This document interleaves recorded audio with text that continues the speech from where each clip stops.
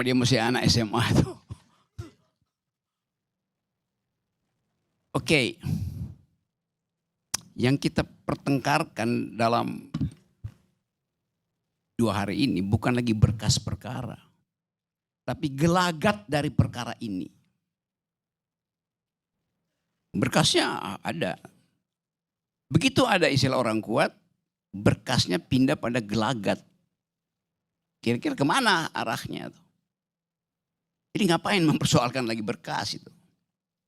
Dari awal memang kasus ini kasus tentang gelagat politik yang makin lama dia makin terpolar.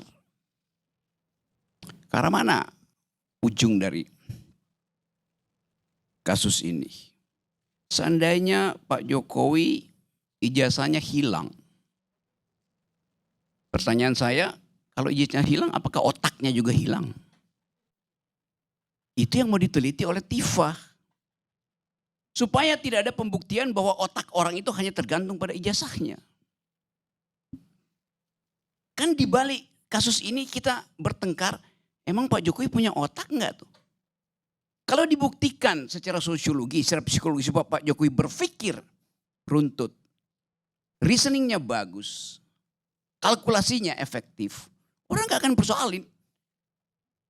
Mau punya ijazah, mau gak punya ijazah.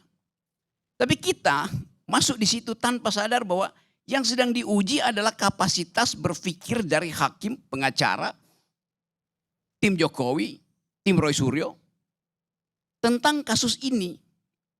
Karena itu pada akhirnya ujungnya bertahun-tahun bicara. Saya saksi ahli pertama waktu kasus ini dibuka pertama di Pengadilan Solo dengan akibat saudara Bambang Tri dibui itu. Dari awal saya menganggap bahwa ini akan berakhir pada tema gelagat politik. Dan benar akhirnya hari ini. Orang bertanya, orang kuatnya siapa? Saya buka. Misteri ini. Orang kuatnya dibalik penangguhan penahanan Roy dan Tifa, orang kuatnya adalah Joko Widodo. Yang menghendaki mereka ditangguhkan adalah Joko Widodo. Lalu orang tanya, lu tahu dari mana, Rok?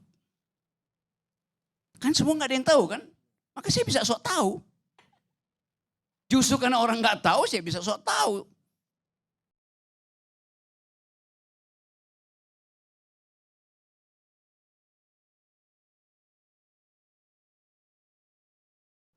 Di dalam imajinasi saya bertemu dengan Pak Jokowi dan Jokowi berpikir bahwa sebaiknya ditangguhkan.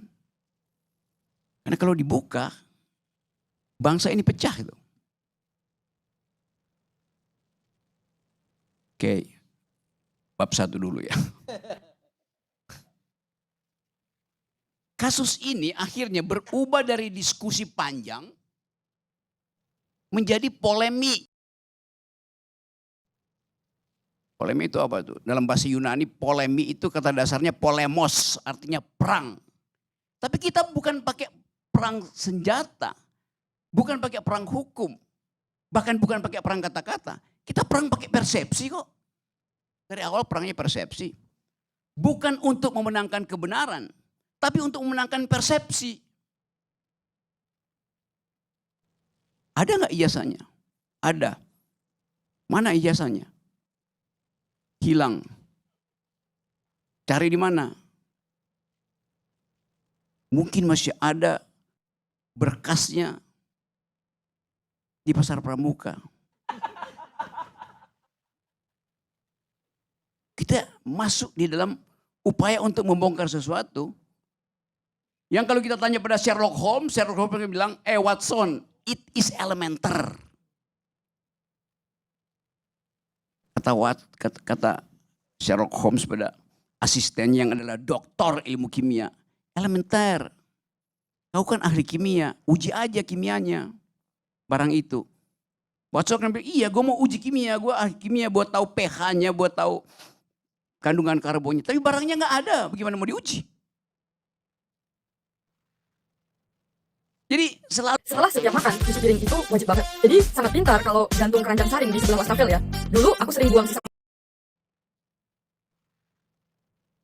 Jadi selalu kita masuk dalam polemik.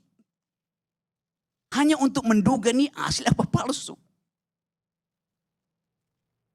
Jadi karena kita berpolemik, makin lama sinopsis kita itu makin sempit.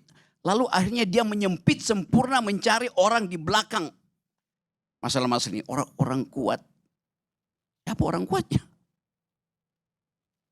Teori orang kuat itu, di dalam tragedi Yunani, kalau ada Anda ikut, senang untuk mengikuti cerita tragedi Yunani. Orang kuat itu selalu nasibnya buruk. Oedipus itu buruk nasibnya tuh. Dia nggak tahu siapa ayahnya, dia bunuh ayahnya. Dia nggak tahu siapa istri ayahnya, dia kawinin istri ayahnya, dia kawinin ibunya sendiri. Akhirnya dia hancur. Jadi setiap teori orang kuat sebetulnya di belakang teori orang kuat ada yang tidak dijebloskan oleh nasib, oleh takdir. Nggak ada orang kuat yang datang dan kemudian sukses. Siapa yang jadi orang kuat? Soeharto orang kuat, hancur. Stalin orang kuat, hancur. Hitler orang kuat, hancur. Jadi kita mau coba lihat sebetulnya kenapa kata orang kuat itu dimunculkan dalam polemik hari ini. Kan konyol. Orang yang paling kuat di negeri ini, yang mampu menuntun kita berdebat secara akal sehat, ya Karni Ilyas. Karena dia bisa menuntun percakapan ini bertahun-tahun, berbulan-bulan tanpa mencari sensasi. Ada TV lain tiap hari bicara itu sensasi isinya. Artinya orang itu orang lemah yang mimpin. Kuat secara moral, atau kuat secara akal, atau kuat secara fisik. Kalau kita ditanya orang kuatnya siapa yang di belakang ini? Apakah dia orang kuat yang kekuatannya itu melampaui Bima dan Arjuna misalnya? Atau orang kuat itu kuat secara moral seperti Semar? Nah, gue udah mulai tahu nih soal filsafat Jawa. Pada akhirnya orang akan tunggu itu sebetulnya. Jadi dalam percakapan yang akan datang, kita masih akan menyaksikan polemik akan berlangsung. Dan betul, Astiadi tadi, ya mungkin 20 tahun baru selesai soal ini kan. Atau soal ini diselesaikan di bulan November nanti, setelah 2 tahun Presiden Prabowo, lalu terjadi polemik, Prabowo masih mau meneruskan enggak negeri ini ketika dolar itu udah 25.000. Itu bisa kita hitung. Tadi ada berita bahwa Federal Reserve akan naikkan suku bunga. Artinya dolar akan dipanggil pulang ke Amerika. Pada saat yang sama orang berharap oke, silakan dolar pulang. Karena nggak ada soal tuh. Rupiah itu masih bisa dipakai kok. Intervensi masih dilakukan. Tetapi kalau Hormuz nggak dibuka, impactnya langsung ke dapur mak-mak. Berhenti kasus Jokowi ijazah palsu. Mama merasa bahwa mau palsu nggak palsu. Yang penting dapur berasap. Polemik ini juga akan nyasar ke situ. Jadi variabelnya begitu banyak. Tapi udah masuk ke dalam sistem hukum pengadilan. Ya ikuti aja. Tetapi kalau misalnya Pak Jokowi menang di pengadilan, apakah dia menang di hati rakyat? Yang menganggap bahwa kesulitan ekonomi hari ini dimulai oleh pemborosan anggaran IKN. Akan ada orang yang menulis itu. Lalu Kompor masuk lagi di situ. Jadi kita coba teduhkan sementara akal sehat kita. Supaya gelora kita untuk marah, gelora itu, energi untuk marah itu kita alihkan pada soal-soal persaingan politik hari ini. Dengan kata lain, tadi saya mulai dengan berkasnya ada di situ. Tapi orang tidak mau lihat berkasnya lagi. Orang ingin melihat gelagat dari berkas itu. Apakah nanti kasus Roy Suryo dan Tifa ini akan jadi batu uji tentang ketegangan politik diam-diam antara Jokowi dan Prabowo? Tacit agreement-nya ada di situ. Secara diam-diam orang bersepakat. Memang itu ujiannya. Kenapa? Aturannya dilanggar. Apa itu pelanggaran? Yang kita bicarain tadi. Harusnya ditahan. Kenapa dibebaskan? Pertanyaan politik ada di situ terus. Jadi sekali lagi buat saya, tetap kita ingin saksikan ini sebagai polemik. Tetapi ada batas pada bangsa ini. Polemik tentang apakah Bung Karno pengkhianat atau bukan. Apakah Bung Karno terlibat PKI atau bukan. Apakah Pak Harto itu agen CIA atau bukan. Semua itu adalah polemik.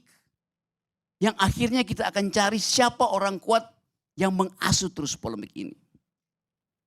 Di dalam perwayangan, ada orang kuat namanya Bima. Dia sangat kuat. Dia bahkan bisa membelah gunung. Dia bisa beredar ke semua sudut negeri. Karena dia lahir dari angin. Ngidar kemana-mana. Tapi orang kuat yang namanya Bima punya kelemahan. Dia emosional. Ada Kresna. Yang tertib berpikirnya tuh. Mampu untuk mengolah argumen. Untuk mencari hal yang tidak terucapkan. Disembunyikan dalam polemik. Bima lambang dari otot.